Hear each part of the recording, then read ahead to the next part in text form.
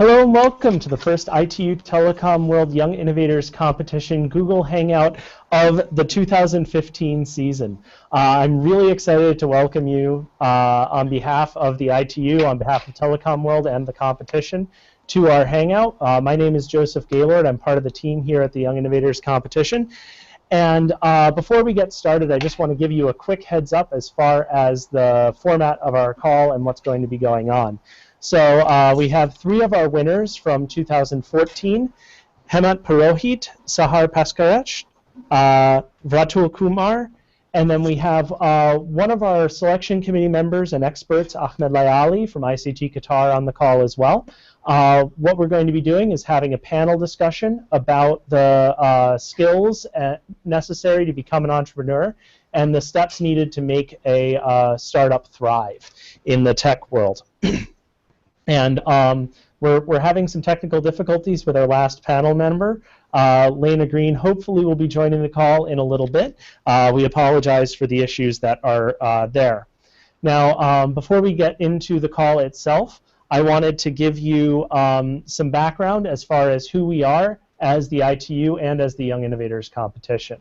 So the ITU is the International Telecommunication Union. It's the specialized agency of the United Nations responsible for information and communications technology. It was founded in 1865 as the International Telegraph Union and has since evolved. It's expanded its mandate to include radio communications, cell phones, satellites, pretty much anything that you use to communicate on a day-to-day basis. That's what the ITU does.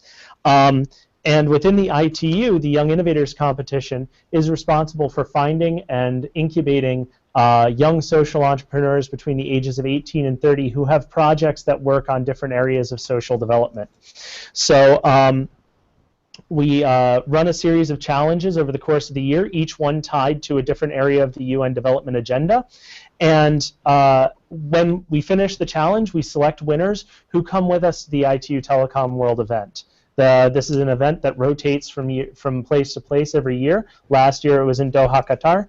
This year it's going to be in Budapest, Hungary. And at the event, we give our innovators the chance to network with the audience of regulators, governments, and private sector companies that are available on site at the event.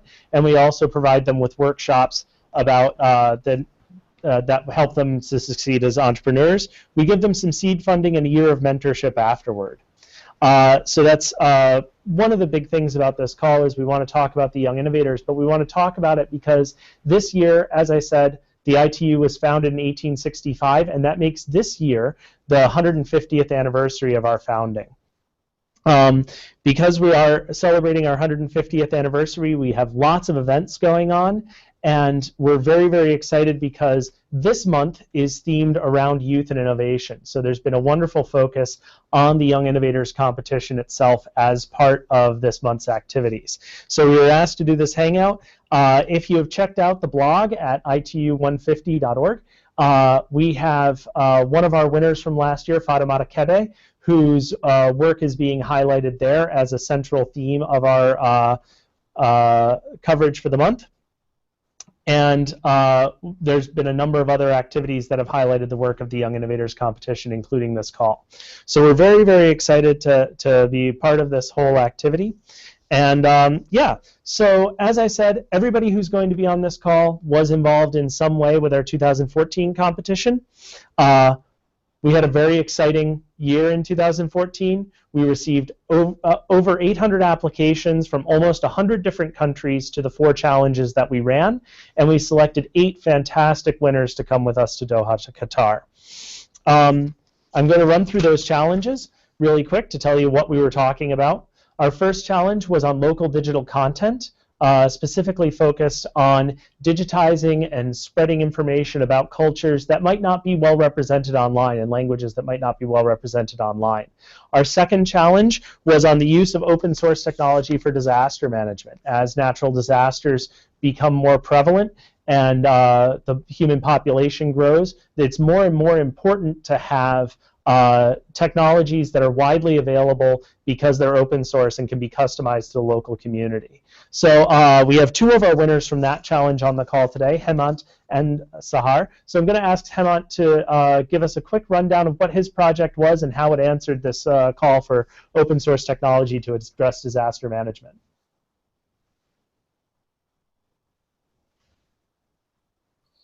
Thanks, Joe, and hi everyone. I'm Hemant Purohit. I'm founder of Sumic Initiative and an interdisciplinary computing and social sciences researcher at Noises Center, Wright State University, studying for PhD as well. And the having this passion, transforming research for social good into practice, what led me to work on this kind of project. Focus was really how can we improve the work and the functionalities of humanitarian organization with the help of technology. As per stats, disaster response organizations and humanitarian organizations, they spend annually nearly like $150 billion in responses across the world, which is too much. And then the question comes, can we help them improve their processing? So with this specific focus here for disaster response, given the challenge, the objective was, can we improve situational awareness and enable engagement for those organizations with the citizens efficiently? Why? Because we are seeing massive growth of mobile technology adoption, internet adoption, and social media adoption in both the worlds, developing as well as developed one. So having this opportunity, SOMIC was created. SOMIC is an application that automatically finds important people in the community to engage with. And that helps response organizations timely spread information, timely spread prioritize needs so that people can contribute for that, counter rumors in the community. And unlike the existing technologies, SOMIC actually is based on scientific research that we have been doing for identifying efficiently important actors to engage in the community in near real time. So that's what SOMIC is all about. And we were really excited to hear about your project and to be able to bring you on board as one of our winners for last year. And one of the other winners from the same challenge was Sahar. Sahar, are you able to talk a little bit about the work that you've done with Naji? Hi everybody, my name is Sahar Paksaresh. I'm a founder of Naji. Let me give a brief explanation about what is Naji. Naji project is intended to provide all-in-one solution for personal safety management.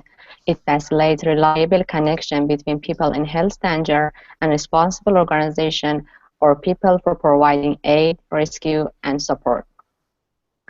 This project is included of the three sections actually. One is the bracelet and the mobile application, and in the remote side we have a web server. So the bracelet is implemented in we have a body sensor network. It is variable by a human, and it can get the location and heartbeat of a user and transfer the detail to a smartphone via Bluetooth. And the Naji application, which can connect web server and transmit user location data, category of threat, rich context information, and users' vital sign records. It also can call or send text message or email to define contact. And in web server, it is a central management dashboard for organization as well as user.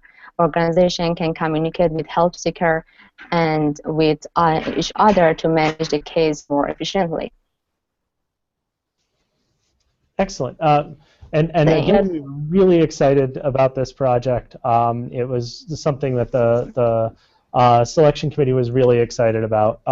So both of these projects were absolutely fantastic. Our third challenge was looking at smart cities and climate change. Now, smart cities, just to be clear, are cities that use technology and that use innovation in very effective ways, and oftentimes these can present an excellent solution to problems of climate change. They're both more eco-friendly and more sustainable, and also they can provide better ability for the population to respond. So we wanted to look for some ideas about these, and one of the people who came forward was Vratul. Vratul, do you want to tell us about your project? Hello, my name is Vratul Kumar. I am doing my bachelor's in engineering from Bangalore, India. My startup idea is called as Garbarian. Basically, Garbarian is a setup which focuses on smart management of waste by using sensor technology. We are using sensors in modifying a normal dustbin to a smart bin. By using sensors, we detect the level of waste in dustbin, to weight of waste, and reporting it accordingly. Like humans have five basic sensors like hearing, sight, touch, smell, and taste, which corresponds to primary biological sensors, which are the eye, skin, nose, ear, and tongue. So using these sensors, humans are able to make observation and accumulate information. Our design philosophy is based on the same lines so as to be interactive and intelligent. I'm working out a connection for enhancing the technologies and business model relevant to market with the potential to generate subsequently business impact, and how we can manage waste in a smart city accordingly and curb the climate changes. At Garbarian, we have a simple quote like, if you want something new, you have to stop doing something old. So that is exactly what my project was about, and it's named as the Garbarian. Thank you. And again, this was a wonderful project and something that we were really excited to be able to bring.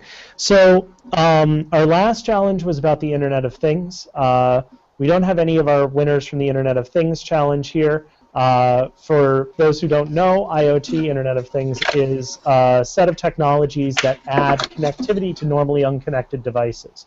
So whether that's a refrigerator, a thermostat, a car, any of these things that connect back to the Internet are considered part of the Internet of Things. And if you go onto the ITU 150 blog, as I mentioned before, you can read about one of our winners, Fatoumata Kebe, who is working to create sensor networks that are deployed across farms in Mali to make their work more efficient, both in terms of chemical and water usage and so on.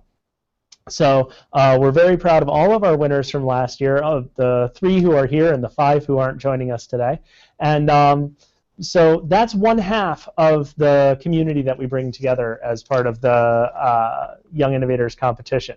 But we also have the other half of our community, which are our experts. So the first group of experts who we work with are our selection committee members who come into the challenges that we work on and give their feedback, share some of their knowledge, and eventually are responsible for selecting the winners of these competitions that we run.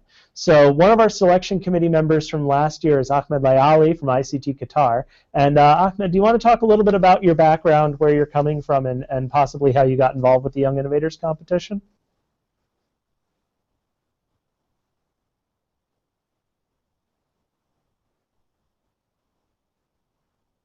Ahmed, I think you have yourself muted, I think possibly. it's muted. Sorry, I forgot Okay. to unmute. No problem. So, hi everybody, and thank you, Joe. I thank ITU for hosting me in this hangout, and I mean it's really wonderful being with those great entrepreneurs and innovators. My background: I'm originally an entrepreneur myself, so I started as an entrepreneur. I established 3 startups. One of them was, I mean, 2 in my home country in Egypt, and the third one was in Dubai. It was an ICT one, and I stayed for 4 years over there. I learned a lot. I lost a lot of money. I gained a lot of projects, and I had to go back to my country. I consulted the government. It seems that they believed in my failures, I'll say. So they handed me the ICT technology incubation program of the country, and I was actually lucky with the team I had, so we were able to grow it up from 1 incubation center to a network of 5 incubation centers in less than 3 years. And we raised something around 45 to 55 startups, around 50% of them still active and running, and 20% of them had been either fully acquired or partially acquired by potential investors.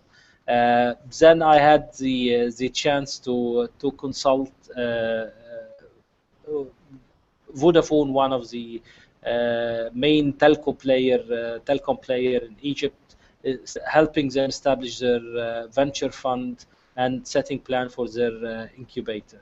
Later on, I moved to Qatar, and I mean until end of 2014, I was looking after the incubation center of ICT Qatar, and now starting 2015, I'm an expert within the digital society division, where we look on the new trends, on the ICT inclusion within the Qatari community, and raising capacity, and doing a lot on the attraction and retention of ICT professionals.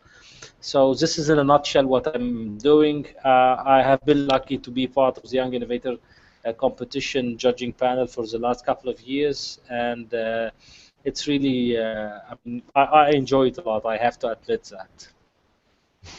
Well, we're glad you enjoy it a lot, and we enjoy having you on the panel. You and all of our selection committee members across the board have been just fantastic in terms of the knowledge base that you've brought to our competition, and the kinds of information that you've been willing to share, and of course your time and energy and all of that, and all of that together. So Thank you so much. I have some unfortunate news. Lena Green will not be able to join us at this point due to technical issues. She is one of our mentors for the competition. So what our mentors do is that they come to the ITU World event, and they run workshops and projects for our innovators to talk about different skills that you need as an entrepreneur, and ways that you can make your startup thrive.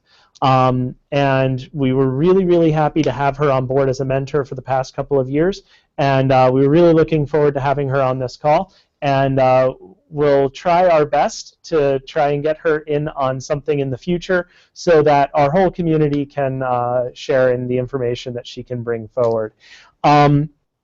So moving forward from that discussion, as I said, one of the key things that both our selection committee and our mentors do is to share skills with our entrepreneurs and make sure that all of the innovators have the tools that they need in order to thrive as businesses.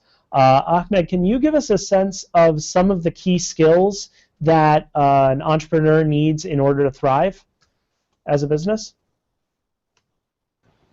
All right. I mean, the key skills. Okay, I'll say number one. I will rank them like that. Number one skill would be the perseverance. So I mean, he or she has to be very persistent, and you know, it should be easier to to whatever anybody can do, but not to bring him away of his focus and his perseverance. So this is number one kind of skill he needs to make sure he or she again to make sure that they are carrying and they are maintaining and they are increasing on, because wherever they go they will find a lot of challenges, obstacles, barriers, doubtness, everything. So they should not be an easygoing when it comes to challenges through perseverance. Number two, the analytical kind of skills. So I mean, being kind of meticulous, looking into all details, even the tiny one of them, is pretty important.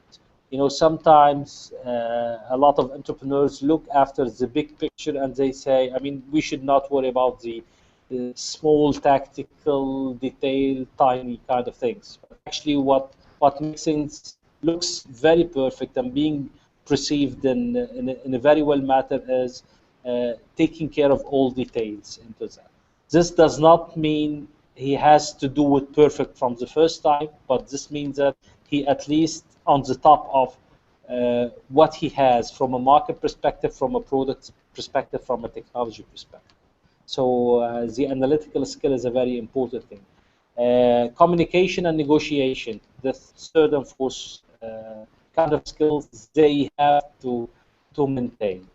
So communication, I mean, this is number one thing you do in your life. Actually, you communicate your point of view, you communicate your kind of innovation you're developing, you're communicating your needs. So if you're not a good communicator, you will you will suffer some hard time, a lot of hard time, because not everybody appreciating new, innovative, disruptive kind of things.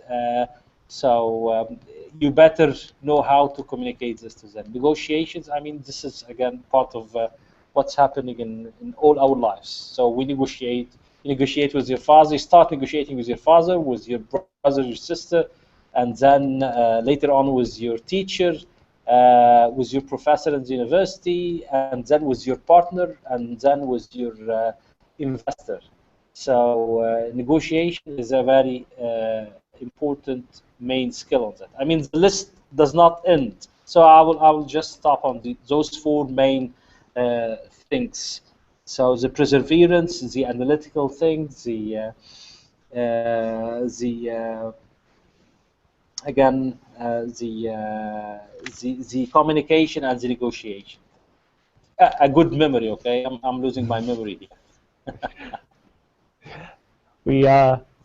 Yeah, absolutely. The list doesn't end.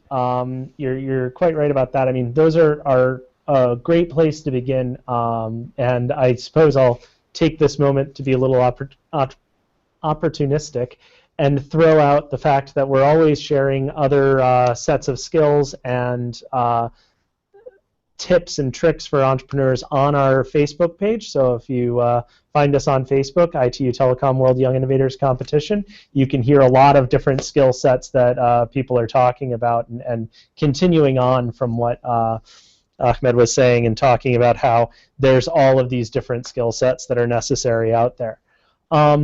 So as I said, we work hard to make sure that we have workshops at the ITU World event itself that bring some of these skills to our entrepreneurs to make sure that they succeed. Vrachul, do you want to give us a sense of what some of the skills that you've found are really important in your work as a founder of a startup? I'm the youngest among all the innovators, and like I had very less skill when I had to get my idea into the market. So every meeting that we had with our technological mentors has given us or me more experience. All of the workshop that I attended specifically focused on helping to overcome project challenges. In every step, the most difficult part was to see the clear vision and goal. But when that was defined, everything else was pretty well. So as I can say, our mentors were one of the most important person from where we carry on a thought so that we can get a project on a bigger scale. So that's what was one of the keys skill I learned at the ITU Telecom World workshops. Yeah, and that's tremendous. I mean, that idea of working from a complete vision and finding good mentors. I mean, that's always some of what we're working on. So we're really glad that you took that away from the Telecom World event. Hemant, do you want to share some of the skills that you found are important? Absolutely, Joe. I think as I would add on what Ritul said, the workshops were designed in a way that would enrich our own understanding of how do we present our idea, how do we communicate that to the world and to different audience. So that was one of the best part, which in fact I really admire, and I would preserve that for whole of my life. So in terms of skills, which I really appreciated the most was listening. So we were told to listen to our customers, listen to your critics, listen to your the people who were appreciating. When we are listening, it's a part of what Ahmed said earlier, communication. Actually, it's not just one-directional communication that you go and start speaking with someone.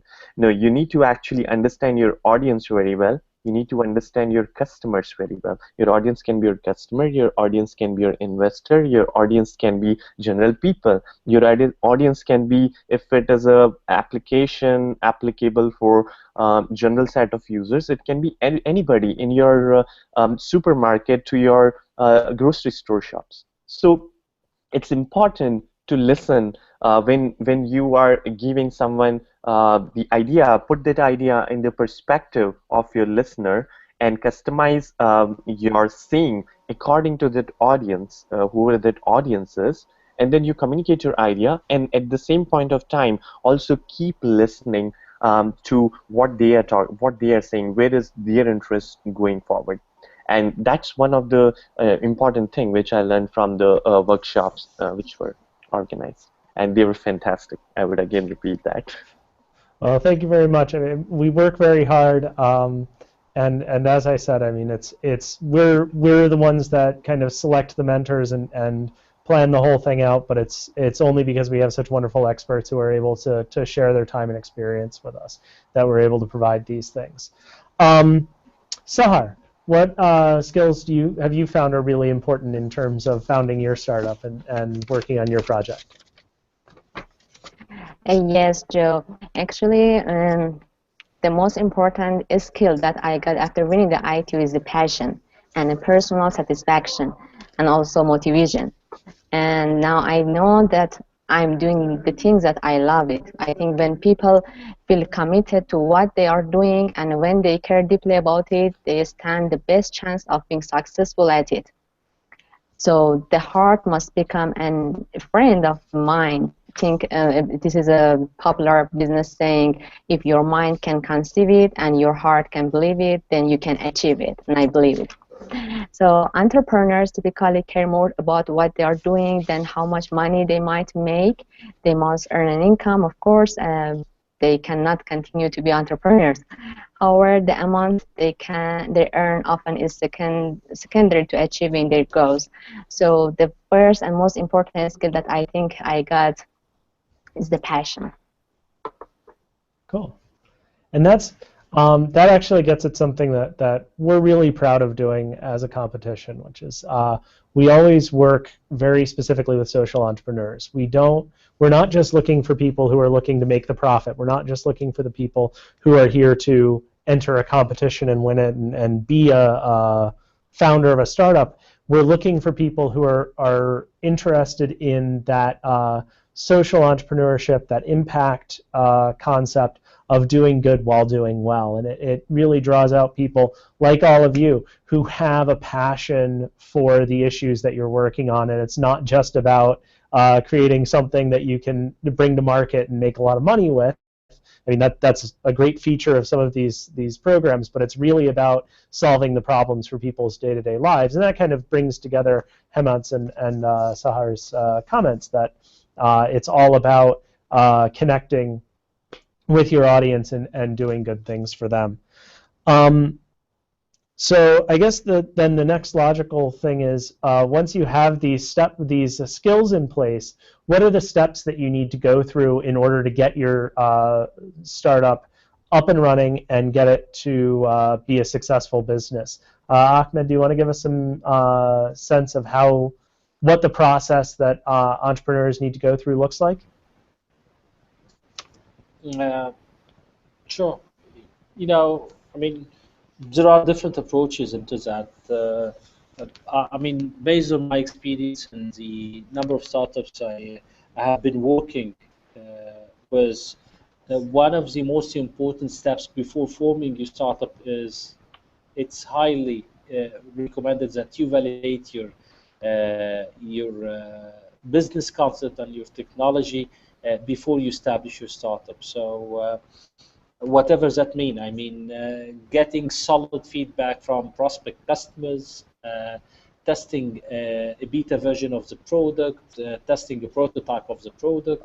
So once you establish your startup, you know that where are you heading, with what tools to which direction, and this will cut your long journey short, actually, and this will make you save a lot on your time, on your efforts, and your money, rather than establishing your startup and then validating your concept while in the go. So again, once you identify what you need, it will be easier for you to identify the kind of team you would like to build and what kind of investment you're looking after,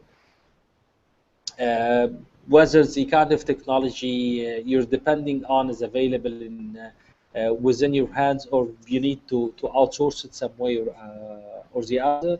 So I mean, once you identify all those aspects, so I think it's easy that you start your startup. One of the important thing you need to define before establishing as well is identify which niche within the target market you're after, you will going to position yourself into as a startup. And so then you start your startup, and if you allow me, Joe, I mean, Saha has a question: is when should we jump into accelerators slash incubators or not? So, should I answer this or? Well, actually, there's a couple of questions that branch really nicely off of the points you just made. I think also Ratul's question and actually Hemant's as well are all discussing kind of the steps and phases that you're talking about. So I'm going to let each of them respond quickly to the steps that you brought up, and then we'll drop into the questions at that point, Go ahead. if that works for you. So.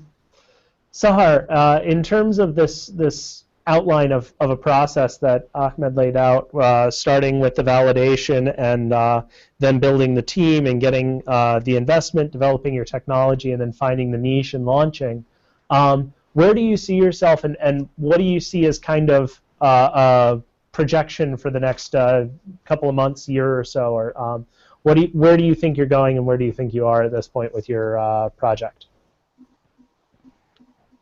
Yes, Joe. Now, after the advice from the ITU mentors and also Ahmed's words, I could build a team and finding the co-founder. And now we are trying to apply for some accelerator and incubator. And then now we launched the beta version of the website as najiproject.com. I will be glad if you visit my website and share your feedback with me. And now we are also participating in national and international challenge and competition and entrepreneurship festivals to introduce our project to more people, to get more connection, to make the Naji project a real product.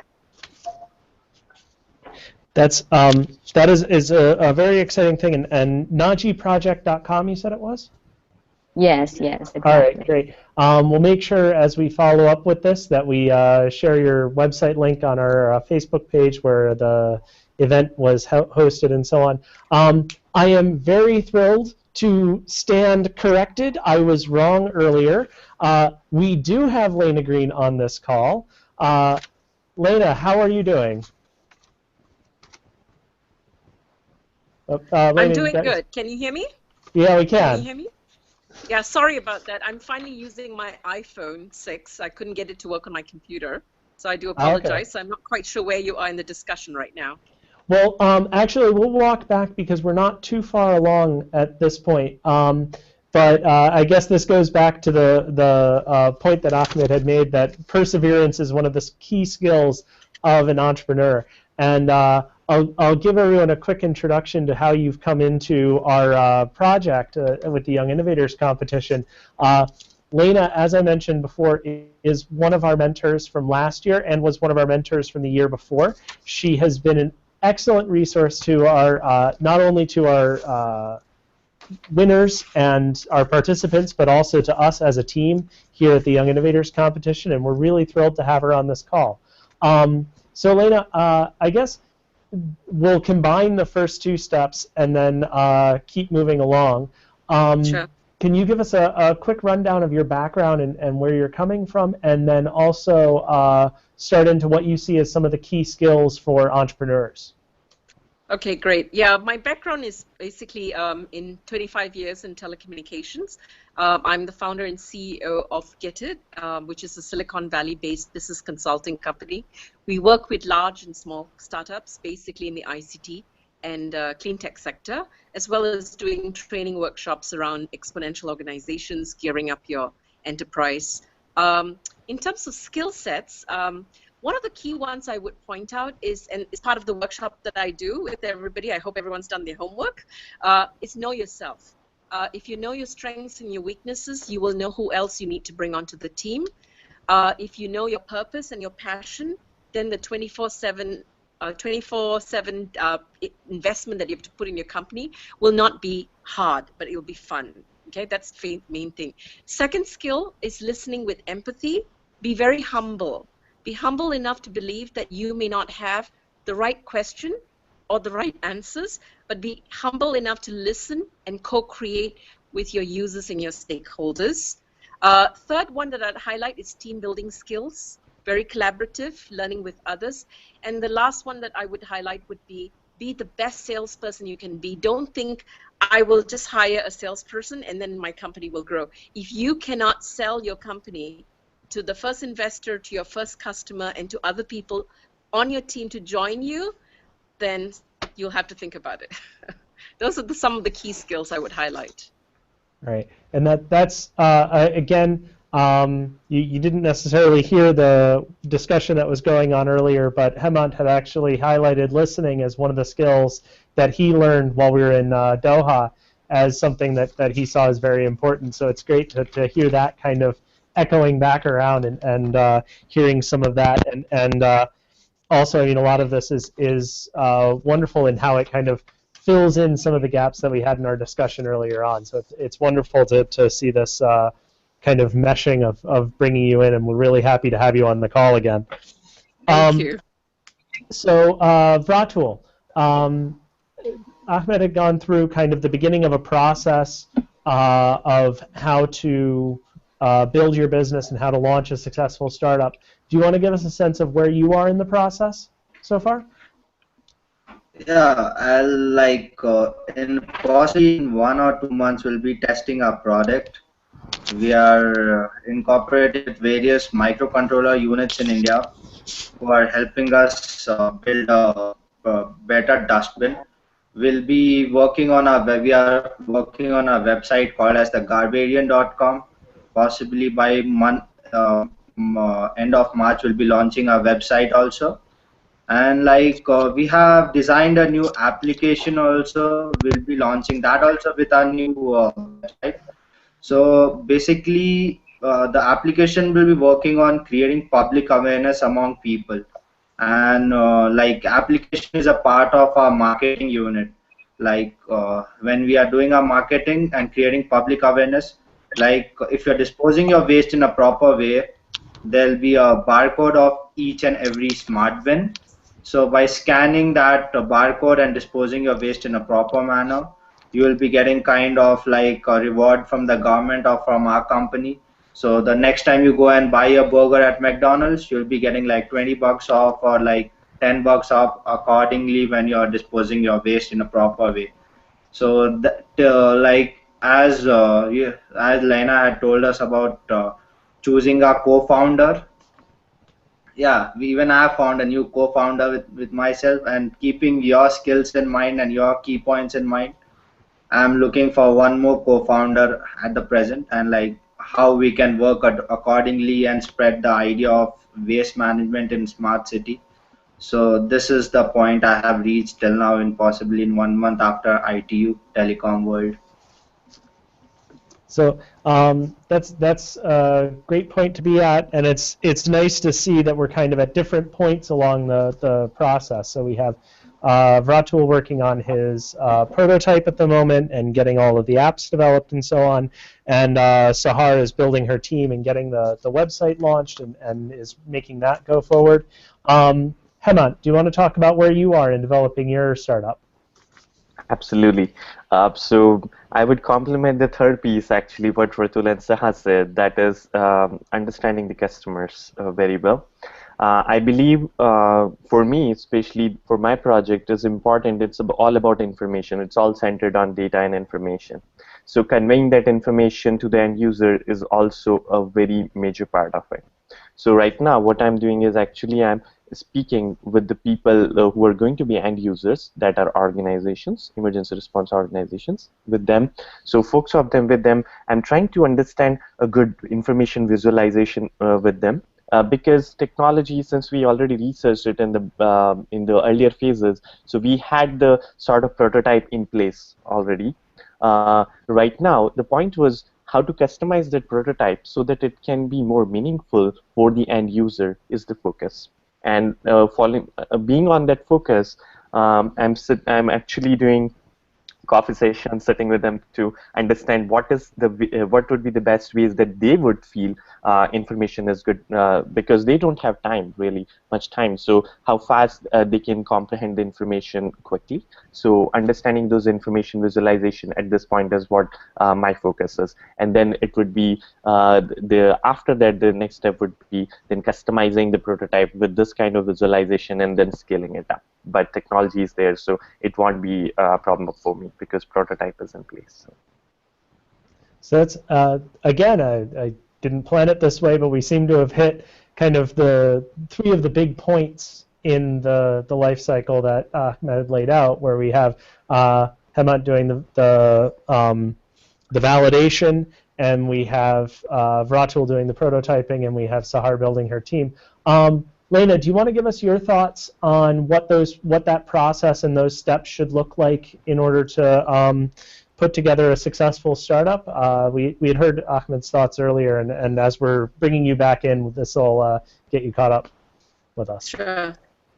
Yeah, first of all, I'm really pleased that I didn't manage to hear what Sahar had said, but Vratul is having a co-founder and Hemant is moving in terms of listening to the customers and developing the product. Those are exactly the steps that need to go.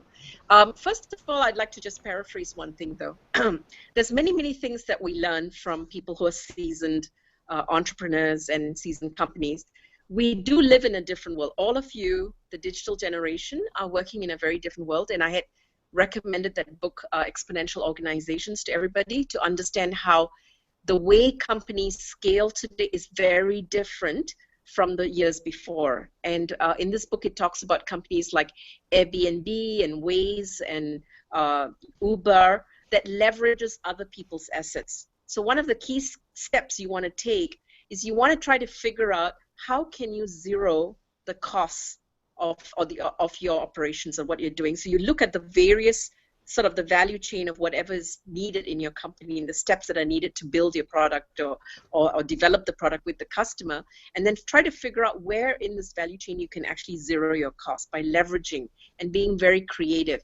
So I say this, do listen to what other people say, but recognize also that sometimes the craziest ideas actually make it. And so you just need to, when you do listen to your customers and you are co-creating with them, your chances of success are higher, okay? Second part I would say is that it's not going to be a once thing. It's not just once that you're going to sit down and listen for the right questions or the right answers, then you develop your solution and then you go to market and then you scale. It's actually more of a circular process. So there's this constant iteration and reiteration that goes on. So you go there, you go to the market, the customer gives you further feedback, you come back, you reiterate, and then you go back at the market again. Having said that, one of the key things to look out for is this. There is a process of brainstorming, and then there's a process of deciding what you want to execute, and then the third process is getting the feedback, and then you reiterate again. You want to keep these processes separate. And one of the things I knew in my company, because all of us were so innovative when I was running my e-learning company and lots of young innovators, lots of ideas, is that we started brainstorming even during the execution process. And that's the wrong thing to do because you'll have 100 people going in 100 different directions. You need to make, at a certain point, you need to make a decision on what are you going to execute, and then you execute. And even while you're executing, you realize that you're doing it wrong. It's okay. Stick to the plan. Then you go through a process of rethinking, reiterate, decide, and then go again. So it's this constant cycle behind. So those are some of the steps that I would say are key as you move forward to developing your products and services. So that's a really interesting viewpoint, and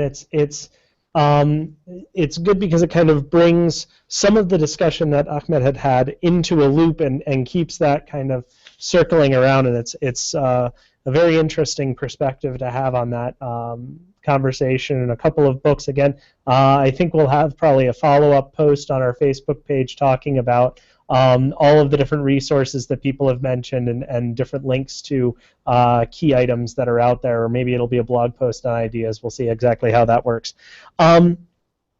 So I guess we'll launch right into our question and answer period. Ahmed was pretty excited about getting on some of these questions. So I think we'll begin with Sahar's question. Sahar, do you want to ask your what's next after winning question? Yeah. Yes, Joe, I want to ask. So I think this is the question of all the winners. What's the next after winning, and what is the best action that we can take to work on our startup? Should we join incubator or accelerator program? And I had Lena down as the first one to answer this. Okay.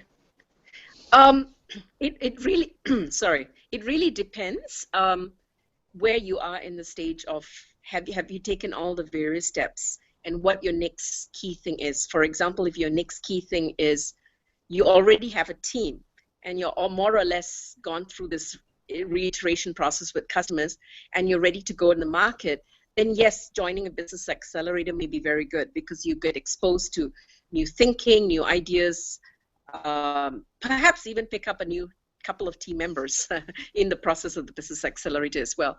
However, if you're not really ready for that, then it may be better for you to find good mentors, maybe set up a good advisory board, and kind of do a semi-incubation process internally first. Be very, very careful who you choose as your incubator or your investor. It's almost like getting married, okay? It's going to be a long process. You're going to be with them, and if you do choose the person rightly or the incubator or the program correctly, then you can actually launch off very, very quickly. But you know, not every accelerator incubator is the same.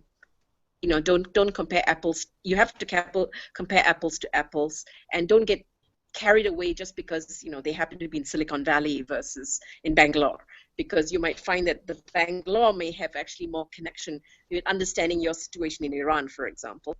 Or of course, if you have incubators in Iran, then it may actually work better, provided you have people with the right expertise you're looking for. It's very, very good advice, and I like that marriage analogy. I think that's a wonderful thing. Ahmed, do you have some suggestion about what our winners should do next and where they should be looking in terms of accelerators, incubators, or what they should be doing? Yes, I mean, it's very important to distinguish between the incubator versus the accelerator. So, I mean, usually you join accelerator when you have a kind of a pitch rather than a product, and you want to, I mean, this is the accelerator with the Western or with the US definition, which is, I think, valid all across the world. So if you have a semi-product, a prototype that you would like to validate and to pitch and to get some initial seed money, 15 to 40,000 US dollars, so accelerator is your place. Incubator, usually it is a government or a corporate kind of thing rather than a private sector thing, and it's a longer term engagement. And my best recommendations is on all, I mean, definitely you will do your own due diligence on which accelerator to join or which incubator I should join, but lower your expectation level. Don't expect much out of it and depend mainly on yourself rather than on the support of the incubator / the accelerator. And as Lena was saying, I mean, do your homework before jumping in to give yourself time to utilize every and each minute you're enjoying inside the incubator accelerator. You're getting things in a subsidized or even free of charge, fully free of charge. So if you wasted this in doing your housekeeping things and arranging your internal logistics and building your team, it will consume a lot of your money. But if you jump in ready with everything in place, you will really make a very good use of your time and you will maximize and really accelerate your growth as a startup. Thank you. So that's a fantastic set of advice in terms of how to use those different tools that are available. Now, Vratul, you had a question about bringing in people and finding innovative partners. Do you want to talk about that? Do you want to ask your question on that? Yeah, so basically, when I meet up some people in and around, they're like, you're too young to have a startup and all that stuff, and they're simply like, they don't want to collaborate. So, like, I had a questions like how to find innovative people and establish collaboration for my startup, and how to find like people in and around, like some innovators around, so that I can have a good startup funding and all that stuff. So that was my basic goal, because finding collaborating with people around is really difficult. Uh, and Ahmed, do you want to start with your answer to this? Sure. I will give some, I mean, very recent uh, tried approach. And I mean, again, I'm not sure if it is expensive on your side or not, but I have a friend who was planning to establish a startup in Europe, and he's from the Middle East. And actually, he was trying to find in the right partner and even the right place to establish over there.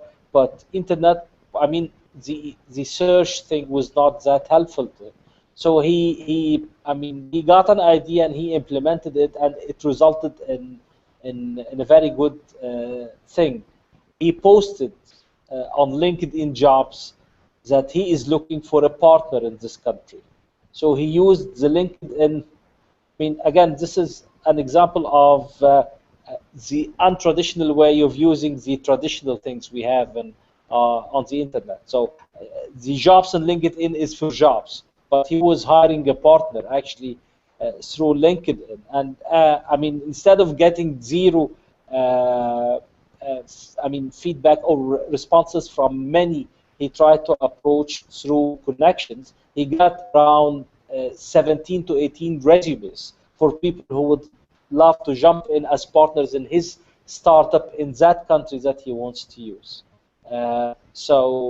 Again, this is a kind of an extreme example of how can you reach into partners in other countries. But within your country, mainly you will be looking into that through the competitions, local competitions running in your country, the innovation roadshows, technology roadshows, R&D centers, academia.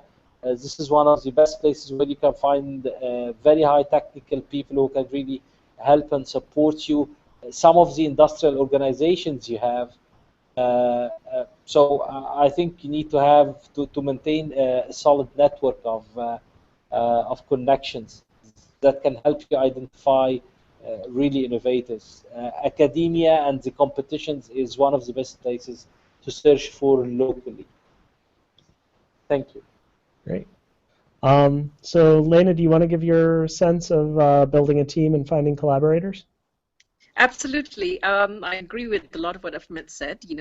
There are more tools available today for you to extend your network beyond just your circle or your university or your country. So that was a creative example of how someone used LinkedIn. There's actually many, just like Crowdicity has a platform.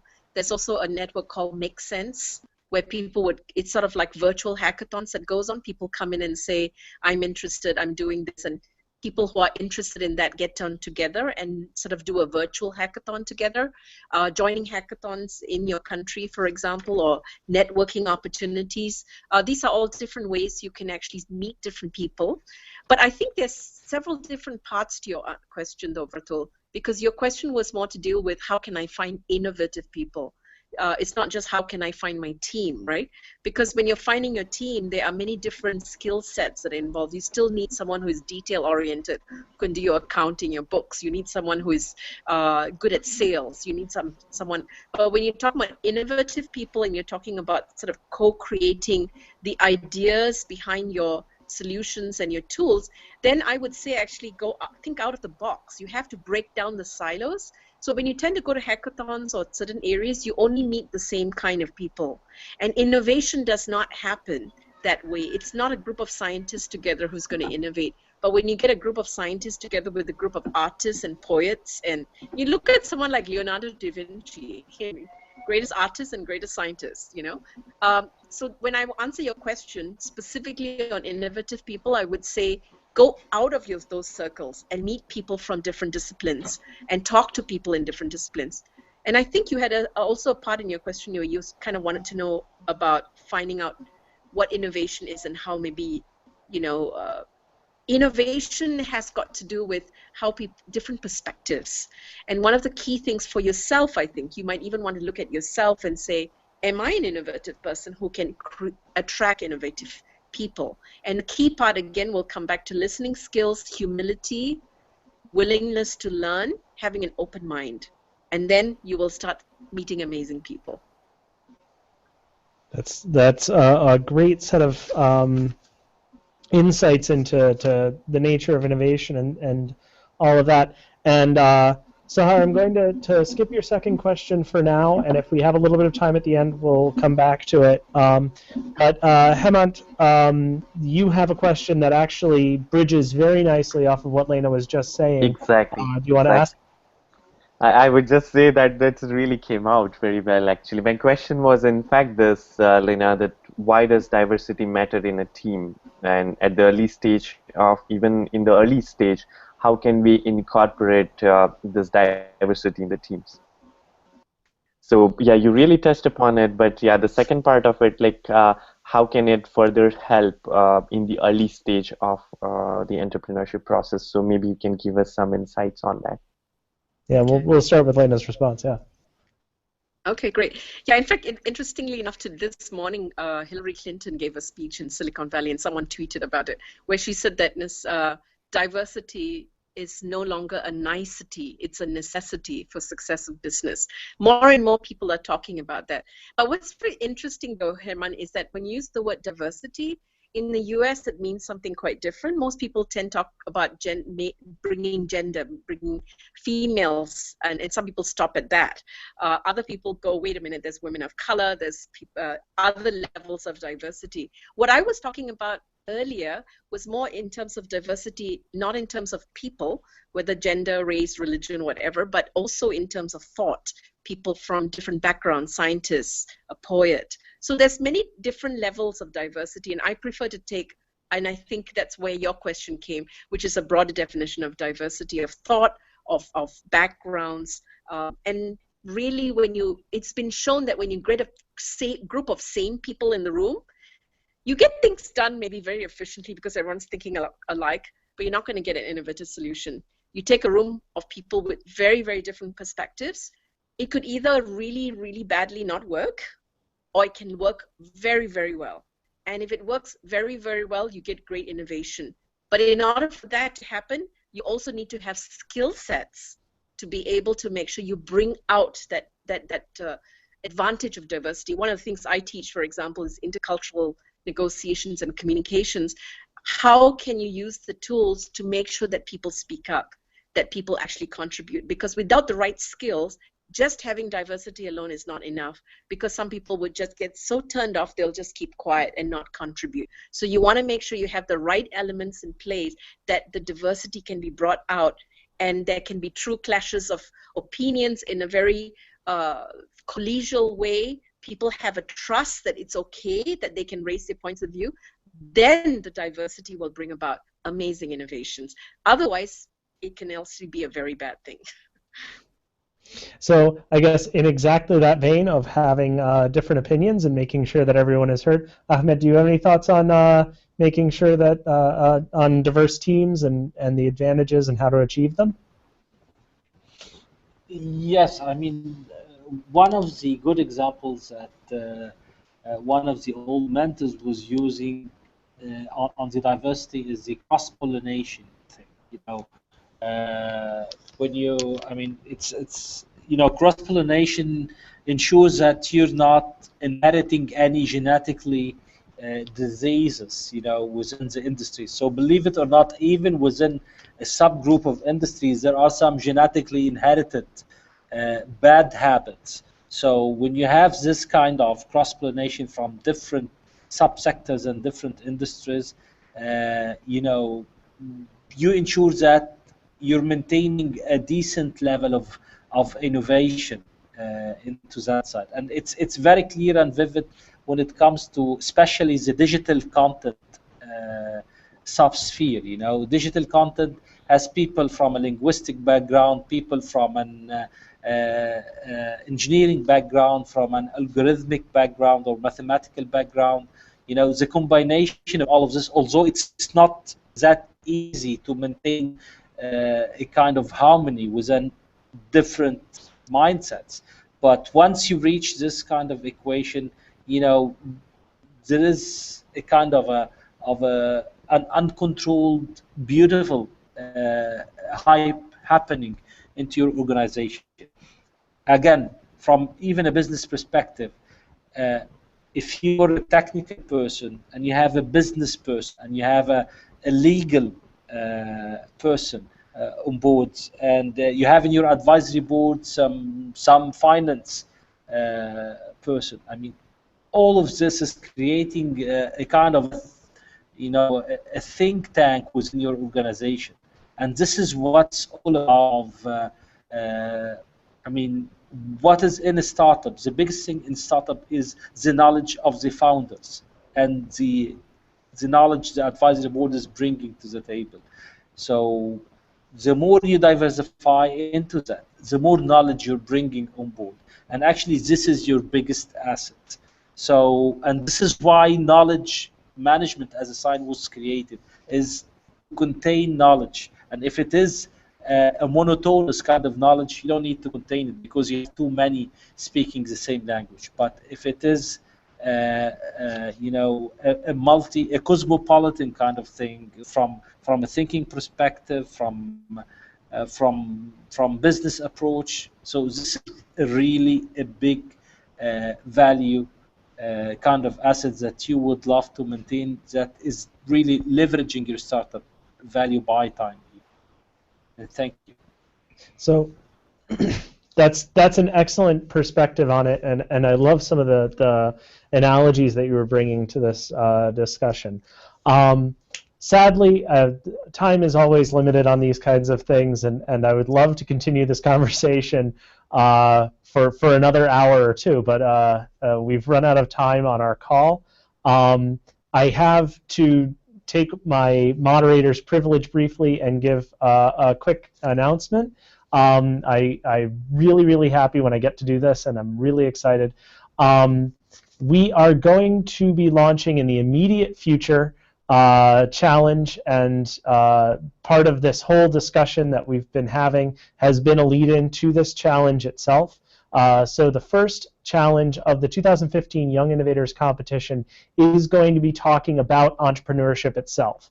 So we're going to be looking for young people with ideas for tech-savvy businesses that are encouraging entrepreneurship in their own communities. This could be setting people up with mentors, it could be skill sharing, it could be accelerating businesses, any of these different activities that are involved with making sure that entrepreneurial ecosystems grow and thrive. The UN across the board, whether it's ILO, UNCTAD, or ITU itself, has identified entrepreneurship as one of the big factors that leads to communities growing and thriving in today's economy. So we're really proud to be doing this as our first challenge of 2015, and we're going to be launching in the near future.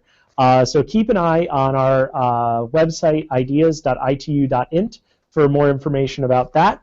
And follow us on Facebook for more information like this one, and for information about our challenges, and for more knowledge that's coming from some of our experts and some of our winners, news about their activities and all of that. I want to give a very sincere thank you to everyone who's been on this call. Thank you so much for your time and your energy. You've been absolutely wonderful, and thank you so much for being involved. To everyone who's been watching at home, thank you too. We're really happy to bring this kind of content to you, and we look forward to speaking to you again very soon. Thank you very much. Thank you. Thank Thank you you. very much, everyone. Yeah, thank you. Bye.